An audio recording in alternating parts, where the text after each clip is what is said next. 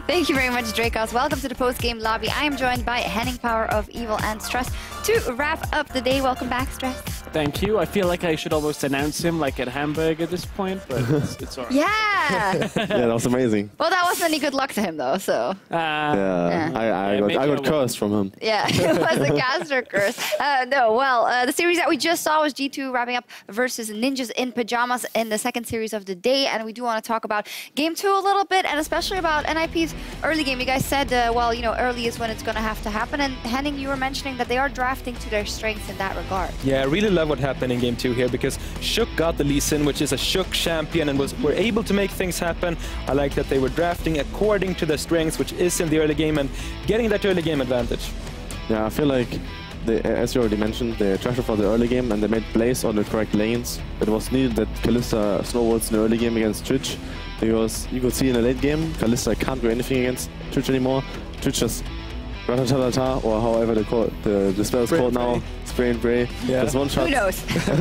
One shot's Kalista, and you just can't do anything. So they got the early lead, which was pretty good. Yeah, they did, and for G2, it kind of looked a bit like Game 1 it did also. It was a bit scrappy in the beginning. They had to find their form, and again, they put Perks on the side lane and then found the advantage late. Yeah, there was a long time in this game where you're looking at it and thinking NIP could actually maybe look to open up enough of a lead to win the game here. Unfortunately for NIP, they are against G2, who in Game 2 always fine-tune themselves, and then the double kill into the triple kill into the quadra kill, and eventually the penta from Sven. It feels... First pentakill of 2017 in the EU LCS. But, and it was a bit... a great Spring as well? pentakill. Yeah, spring as well. Oh, 2017, the entire year. I feel like G2 was still this week warming back up to being on the LCS stage. Yeah. Game 1s were quite shaky. Game 2s seemed to be a bit better. Obviously, the Fnatic series going to 3 games didn't go their way in the end of all things. But I think with another week under their belt, G2 should be back on form. Yeah, we'll see how they keep going, and we'll talk about that in a bit. Player of the series was Sven, so congratulations to him. But we are going to go to an interview, which I don't think is player of the series. Let's see. Thank you very much, Shocks. I'm Medic. I am joined by G2's mid laner, Perks. Perks, a great series there against NIP, a great week for you guys as well. NIP seemed a lot stronger in the early game than a lot of people give them credit for. How did it feel to play up against them?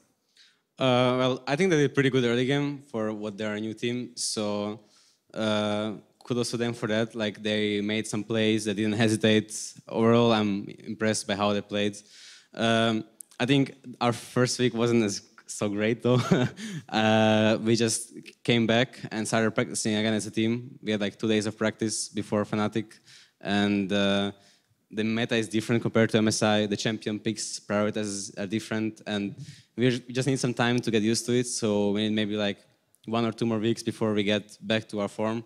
Maybe even more, who knows? But we are taking it slowly, and we're gonna be there. Interesting that you mention champion picks as well, because your drafts are very different to some of the drafts we see from other teams. You leave Zach open, you leave Kennen open. What's the thinking behind those sort of picks and bans? Well, we are still not sure if Zach is OP or not. Okay. Some games it's OP, some games it's not OP, so we have to see. And Kennen, against Fnatic, you mean? Yeah. Well, I know it's their niche pick, and that they're the only team who played, and they played really, really well with Shen and Kennen, which is their like 2 champs to combine. But we didn't really care about it that much, because we think if we play our game perfectly, or not perfectly, but as good as we can, it's not so hard to play against the champs, even though we got we lost to the champs like 2 games. I still think, and we think that it should not be a problem. But Fnatic is obviously very good performer on those champs, and overall about the meta, well, I have to figure out like a bit mid-meta, because I'm playing a lot of Lucian right now. That is, I'm not sure how good it is, but I was playing a lot of MSI, and I didn't get to play it on stage, and I thought it was really strong, so I'm just trying right now, and it will take me some time also, like a week or 2, to find out the perfect grasp of the meta and be able to perform. Well, we'll have to wait and see how that Lucian develops across the rest of the split. You talked a little bit about MSI. I was going to ask you, how do you feel that the European LCS actually matches up to international competition at the moment?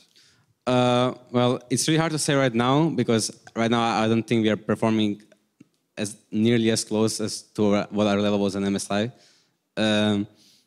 I think Europe is overall a strong region, obviously second best, that we proved. It's the best. So I think the top EU teams can help grow each other and can help bottom teams grow as well. And I think by the time the Worlds come, all 3 of the teams from Europe will be scary to face. I'm sure of that. I can't wait for it. Final question for you. We saw at the end the whole of G2 sort of banding together to get Sven a pentakill. How did that feel as a team? We always like not make fun of, but like tease Sven that he doesn't have pentakill, and he's like, I'm sure he's like low-key salty. So we are like just really good teammates and friends. So I felt like in game that I wanted to give him pentakill. I wanted for him to have pentakill. So I was screaming after the first team fight when he got quadra, I was screaming, go, mid, Nexus, I have Zonya, and the dive kind of failed, which was like, I'm sorry to NIP, it was BM, it was just in the best intentions for us, or for me, to give my teammate a penta. Yeah. And then the second time, he was going for the end again, but I was like, no, come for penta, come. And then we were like, putting Braum on leash and waiting for Sven to come to get pentakills. So yeah, I hope he's happy now. I'm sure he will be. First penta of 2017 for him. Thank you very much, Perks, for the interview. We're going to hand it back across towards the post-game lobby. Shox and the guys, take it away. Thank you so much. Can we give props to a perfect almost interview? Obviously, great job by Medic, but Perks, he's giving credit to the other European teams. He's apologizing to NIP for the slight BM at the end. He's trying to help out his teammates. There was even great a stuff. catch on, there was a sound and stopped, and it was all good. It was fine. It was PG-13. No. Yeah, that's true, actually. No, fantastic. Fantastic to hear from him. And I do think it's also important maybe that he said, hey, we're not going to be perfect, because I feel like it's kind of, you're damned if you do and you're damned if you don't. G2 did great at MSI, and it turned all the haters kind of around with doing well, and now they're expected to immediately be right back on super form. So I think it's kind of good that he owned up and said, hey, it might even take a couple of weeks. I'm not even sure about the mid lane meta per se. So Stress, I think that's kind of a good approach from them as well. Yeah, and I know that this internally we've been discussing, and I was one of the people that thought that I wanted to see G2 crush NIP today. I wanted to see really convincing games. I think hearing a little bit of that candor that Perks is giving about, hey, I still don't know exactly where things are, but I'm going to try it on the LCS stage against some of the Europeans' best opponents. I think, obviously without a lot of time, it's rough to practice, but I at least, as you said, like to hear that G2 are admitting that. How does that make you feel, though, as a mid laner going against Perks? So he's like, not even I know the matchups. I'm just going to play Lucian. Well, so first of all, obviously the interview was, I think, really great sportsmanship.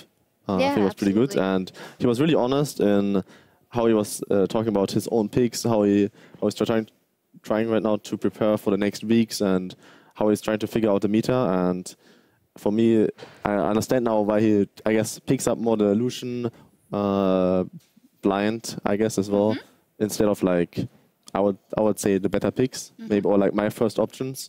But now I can kind of like see it from his perspective. Yeah, it is indeed interesting to see when you talk about your best options. Let's take a look at what you played today, because in our first series of the day, Misfits Gaming, they took the series down against Roccat with 2 strong wins, but also a game 1, Power of Evil.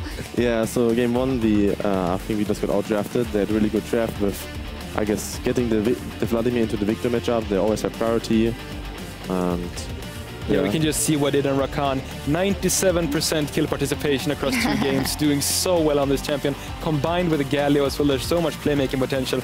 Speaking of playmaking, we saw both Ignar and Wadid on these hooking champions in game number 2, but in the end, Misfits came out on top Power of Evil. Yeah, second game, we just wanted to get a really strong mid lane matchup, and we kind of knew Betsy's champion pool, so like Cassiopeia is really strong here against him. So we went for that, went out really good. They banned last game. And then we aimed for our, I guess, MSF-style Shen LeBlanc combination. We really like to play that, and it worked out again. And game 3, you figured out Betsy's champion pool even more. Buy-in Executioner's calling is the second part of your game. You're like 10 minutes in, I'm doing it. Yeah. Broken your Vladimir. Yeah, I actually bought sock boots first, and then I was like, no. I undo it in the shop, and I was like, Execution. And this is why you got Player of the Series. Thank you. Nice. No. Great performance. Great performance overall. How would you say you're feeling in the summer split? We heard Perks are saying trying to figure out the meta. You seem to have a pretty good grasp of the meta. How do you feel about your performance so far? I feel like we as a team improve a lot from week to week, but we had I would say a lot of problems in communication, since from Kakao to Maxlor they're literally opposite players. Like Kakao nearly doesn't talk at all, and we kind of played around him. And now it's completely the opposite, with Maxlor playing, I would say, a little bit around us and playing around the laners. So it was really hard at the start to figure out how we practice efficiently, how we improve as a team, how we do the reviews, and we have like a sport psychologist. So it was just a lot of change, and I was actually a little bit scared, because I think that's what you should do in Spring Split and not in Summer Split. But we got these two series wins now against NIP and Rocket. That was really important for us, and I think it's just going to become better from week to week, kind of like, I guess, G2. Oh, interesting. So has Maxwell become the loudest voice on the team now? And who was the loudest voice when Kakao was playing? I think when Kakao was playing, it was mostly everyone just kind of calling a little bit together. And now it's like Maxwell calling the early game more and kind of trying to call when to go for the objective or what we are playing for. And then I guess it's me and Afari calling the lane assignment, and it's just like, I guess, like a routine now, like rhythm. Maxlor starts, then we give informations, we decide for a call, we keep doing that and trying to follow this plan. You guys have been putting Ignar on Bard a couple of times, which is a little bit more roam heavy, and it does work out. Is Ignar speaking a lot now? Because obviously this is the second split for him, playing with Misfits in the LCS. He speaks up a lot about, he wants to play the champions his style fits, and his style fits like these engaged champions, these playmaking champions. I think he didn't perform that good on like Karma and Zyra, these champions, but he's really good on like Bard, Trash, Malzahar, Blitzcrank, Malzahar. He's just a kind of guy, like I would say, like he reminds me a lot of Hilly-sang. He just like he just goes in and he's really confident. And, also, I was giggling because earlier we were speaking about the fact that you sent him in as a lamb to the slaughter in game 1 because he already died 3 times. You're like, oh, someone needs to check Baron. We were sorry for him, but it's like we don't have vision at Barons. We're like, Ignar, go. Oh, please. Let's hope for the best. Yeah, and in any case, Maxlor also is training his mechanics. He has a fidget spinner. I saw it. Yeah. Yeah. Oh, yeah, that's annoying. the trend. Annoying sound, apparently. There was I think one of the coaches was saying that it's like the constant buzzing sound is a... Yeah, he said he's not allowed to do that anymore in reviews. All right. Fidget spinner ban, the first in the LCS. Yes. Well, let's take a look at the standings, because with that win, Misfits Gaming have earned themselves a lead over Roccat in Group A, and you still find yourselves in the 2nd position, I should say, actually in the 3rd position, under G2, which is, I feel like, a realistic position to be in right now. Well, yeah, next week we are going to face G2, so I feel like if you improve as much as we did in the last weeks, we can actually win against them, or make it a close series. Yeah, when you see G2 play today, how does that make you feel before your game against them? Do you feel more confident after watching them versus NIP? Like obviously, after seeing how they played today, you can obviously say like it makes us a little bit more confident. But now they have like a full week to prepare, and they can figure out new stuff, figure out new styles. It's not like maybe they just had a bad day as well. It's hard to say, but you should always respect them, even like especially after their MSI performance. Yeah, a lot to prepare. Perks was talking about his grasp on the meta. We also wanted to talk to you a bit more just about the meta in general. We looked at the mid lane priority in EU. Syndra, obviously super contested. Then Galio with a flex, of course, has a 92% big ban rate, but it is probably also in the top lane. We also have LeBlanc, Lucian, and Orianna there. And you were, interestingly enough, talking about how Lucian may be a pick that in Europe only has a 2-4 record in terms of wins and losses. And you think that maybe has something to do with the way we like to play the game here, or in the EU LCS, right? I don't know if it's just like, it's like Galio and Lucian mid lane. These champions, like, if you do a team mistake or you fall behind on these champions, they like become really useless or really weak compared to other mid laners. And in EU, I feel like as a team, you don't play flawless. There's always like this one throw or something, or like you just do a mistake and they get Baron. And that's why these champions doesn't work out that good in EU. But in LCK, if you see, they play like Galio mid lane. They don't do any single mistake with this champion, and he says the whole game is just insanely tanky, unkillable, unstoppable. Yeah. But in EU, this Galio doesn't work out. Galio's 0-2 also, 2x9, they said. Yeah, we see some Galio and Lucian mid plays here, and I think it's... Yesterday we talked about the support position opening up with a lot of melee engaged supports. We're also seeing it in the mid lane right now. It used to be a lot of control mages, but now you can play marksman, you can play tanks, you can play assassins, so the mid lane meta is really opening up. You're playing a lot of Victor alongside that, and a couple of mid laners. Are you worried by some of the mid laners that have a little bit stronger early game actually going up against you? Because you're very freely picking that in phase 2 for Misfits. The thing is that, especially like Lucian, is a Victor is a good matchup against Lucian because you can freely scale up. It's not like a matchup you're losing into. And you could see that in the NRP against G2. The Lucian, obviously, and he got first blood, and it was even easier for him. But it's a matchup you don't really lose. You just equalize the wave. And I actually prefer to play the Victor matchup than the Lucian matchup. Because as Lucian, you need to make early plays. You need to, I guess, get this early game lead for yourself. Otherwise, at one point, Victor just outskates you really hard. And Victor, in general, is a really, really safe blind pick. And I am someone, I like to mix AD AP damage. So when I see I have 80 top, 80 carry already, I don't want to go for Lucian. But as example, G2 did that. Yeah, and G2, it has been working out for them somewhat. One other pick that I want to ask you about, we haven't seen you play it yet, Talia. What are your thoughts on the Stoneweaver? Because, again, another LCK pick that if you play flawlessly is very difficult to do. Yeah, it's the same as Galio and Lucian. Just that even, I think she has more bad matchups than the other ones. She has like Kassadin, Katarina.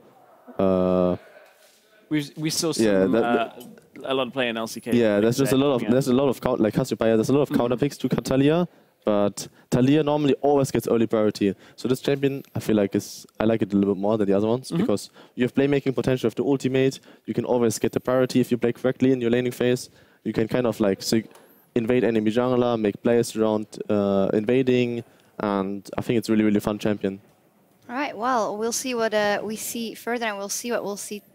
We'll see a lot of things. We'll see what happens. Maybe we'll see a lot of things tomorrow. Hopefully. We'll see what we see tomorrow, won't we? Let's take a look at the schedule, because H2K and Unicorns of Love are facing off in our second series with a fantastic matchup, and also Splice versus Mysterious Monkeys. I was gonna say it's all Group B matchups, but that's logical, because today we did Group A, and tomorrow we are back to Group B. So can we get some thoughts, maybe? Let's start with Splice versus the Mysterious Monkeys. Splice recently got on the board, but the Mysterious Monkeys have shown a lot of fight, so this might be one that's takeable for them. Yeah, for sure. I mean, they showed up in game 2 versus the Unicorns with a lot of strong abusing of mistakes. And if Splice had the solid macro game, but the laners might not be the strongest. So if a player like Koskyu can get an advantage of a Senkox in the mid lane, I think it's definitely a winnable game for the Mysterious Monkeys, although Splice are the favorites. Interesting one for me. I'm casting it tomorrow. It's a challenger throwback, Senkox versus Koskyu in the middle lane. It's going to be a great match, but I think everybody's eyes really H2K. Unicorns, the battle for the top spot. Paravival, will it be your former team, the Unicorns of Love, or will it be H2K? Have you played against either? Which do you think is stronger? I don't know. I feel like playing against UL is always so difficult because they're so good at team and your fighting. heart hurts. Yeah, it's like love hurts when I face them. No, but seriously, they're like really, really tough opponent. They play really, really good around these team fights, these engages. I feel like if you have Philly-Sang on a more supportive champion, like a Braum or something, it feels already more easily to play against them because they don't pull the trigger that fast. So I would say they should go for a really aggressive composition.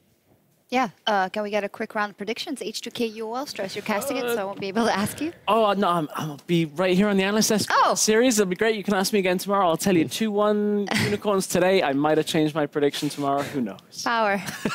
I'm obviously for Unicorns of Love. I think it's going to be a close series, and Splice against Mysterious Monkeys. It's actually funny because I remember the times as well when I watched Challenger Series Sengoku against Koskyu. So I think that's going to be fun. But I'll cheer for Koskyu since he was in my Resistance Academy team, and I played against him a lot. So many liaisons. You got to be more ruthless, man. Yeah. Competition. Yeah. Anyway. Yeah, for my prediction, I'm going to go with H2K. I think they have been looking strong. So 2-1 H2K, it's going to be a close series for sure. UL showed some uncharacteristic mistakes in game 2 versus the Monkeys, so I think that's what H2K is going to have to abuse. All right, we'll see what happens. I'd also like to thank you, actually, Henning, for being on the analysis, because you're not going to be with us tomorrow. So how was it? What was the TLDR? Was I awesome? Yeah, all right. So, I'm kidding. It was, I'm kidding. Yeah, I really enjoyed the first day with QuickShot as the host. I think that was really enjoyable. Other than that, it was super energetic, but tomorrow I'm going back home to Sweden. Yeah. You're going to settle in just fine with lines like that. Yeah, thank you guys all for joining me today, Power. You don't ask me? Yeah, I was just going to thank you. Okay, how was it, Power? Yeah, it was really great. Very good. Stress, how was it for you? Oh my God. Right, all right. And you guys, how was it? Okay, right. Time for us to log off for tonight. Thank you guys very much for watching. Indeed, we will be back tomorrow for a great ending of an action-filled week already, so see you there. We are to get onto the Summoner's Rift. It's Misfits Gaming taking on Rocket. It's the rabbit versus the cat. They're going to jump back in. Oh, and there's the Ignite as well. Onto Ignite. He's going to get chased away. Exhaust juice. They flash in. It's first blood. Albari has to flash the wall. PoE not in the best of spots anymore. As Faxi chases him away. Stalker jumps forward with Did with the flash static field. Betsy will get taken out as well. Power of Evil trying to do what he can. Is Stalker going to go for the hero play? 2,000 HP on the bounty. Jumps in. He's dead.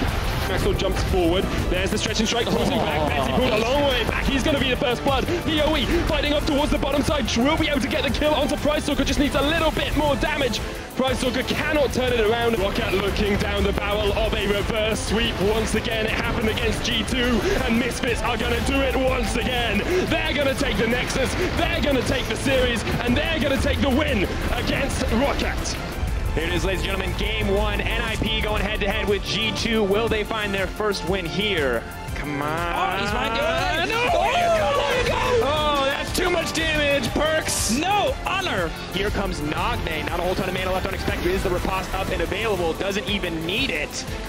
G2, who is caught out, knocked back into the team and knocked down. G2 looking to clean it up. Expect still healing up so much. Flashing from Miffy to keep him alive. GA proc by Profit, but it's not a profitable exchange. Oh, God, Pop!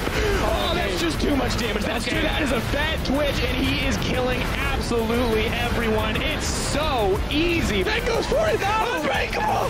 He's like, no, he's gonna make it. Oh. Here we are, folks. Not a lot to say about it. G2 tune up in game two and make it look all too easy as they crush the competition, taking down NIP.